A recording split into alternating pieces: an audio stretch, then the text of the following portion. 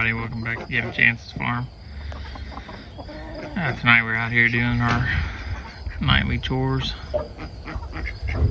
Penguin, you're going a little quick. I can't even catch you on the camera. There we go.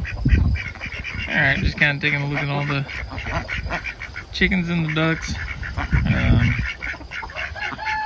For those of you that are local, we have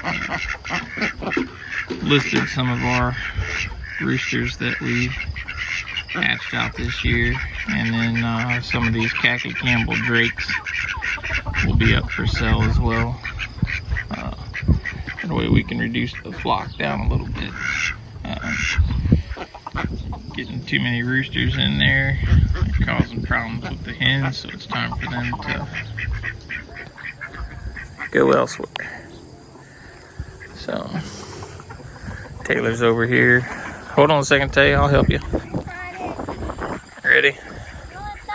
Come on. I can't pick it up. I know, just go. She's moving the chicken tractors.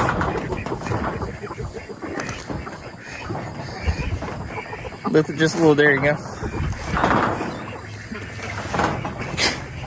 Yeah, something flew in my arm. Alright.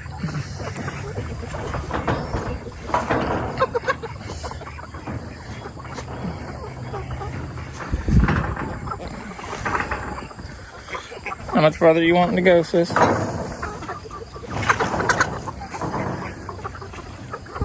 Good? Go just a little bit further. I got it. There you go.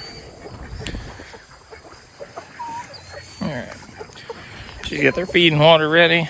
She's already moved hers and Michaela's batch. And the pigs have been fed. Got kind of some dry conditions here for a while, and then this morning we woke up to basically a swamp out here, and decided to drop a lot of rain overnight in a short amount of time. So we had quite a few puddles this morning, and then it stopped raining about 9 o'clock this morning, and then decided to go to a heat index of almost 100. So humidity was awful today.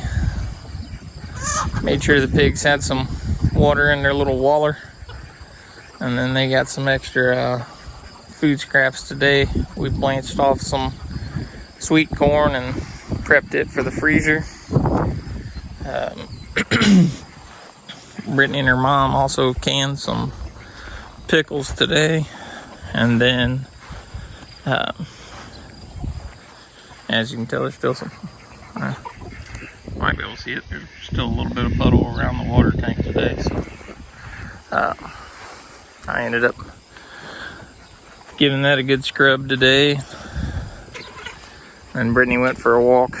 We had a little bit of trouble this morning with the fence charger when we woke up, so she walked back around the beehives and everything, made sure the fence was good to go, and found out the cows had pushed the water tank to where the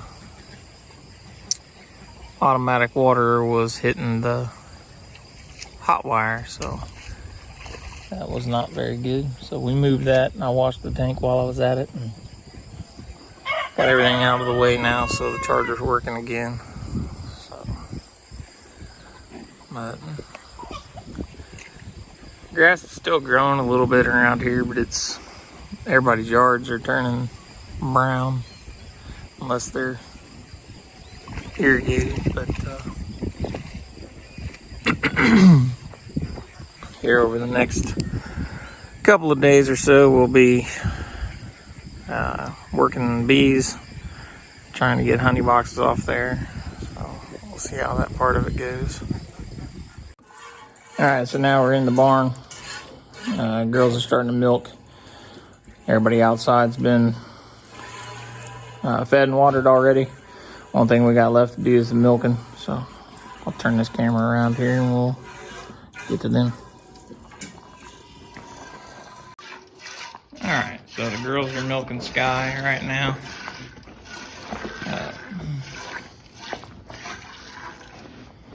Sky is the newest doe that we have here on the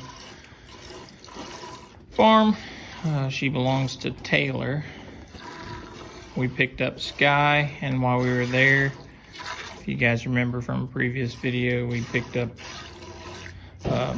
bottle buckling Cadillac. Cadillac also belongs to Taylor, and he will be our buck for this year's breeding. So we're looking forward to see what kind of kids we get out of him. He has a good bloodline, and he is not closely related to any of the 3 does that we currently have. There is some grandparents shared, but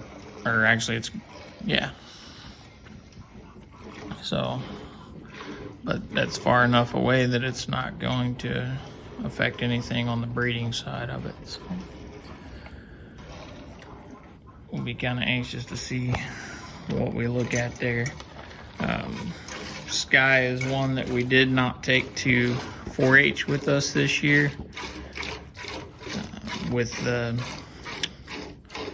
Dairy Goat Association deciding to swap software, we didn't have a chance to get the paperwork through their system quick enough before our entry deadline.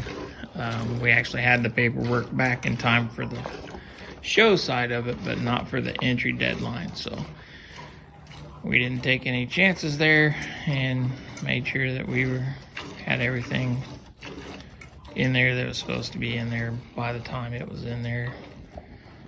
So she missed out on going to 4-H, which also created a little bit of travel issues with us. We ended up having to drive separately. That way we could milk her twice a day still be able to have the kids at the fair the times they needed for their other animals, whether it be the cows or the goats. So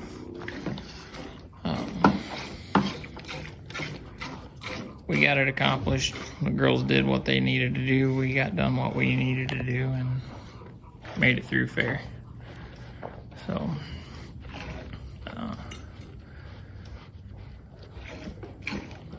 looks like they should be getting pretty close on her. I'll kind of go around the back side here and see if we can take a look at those udders.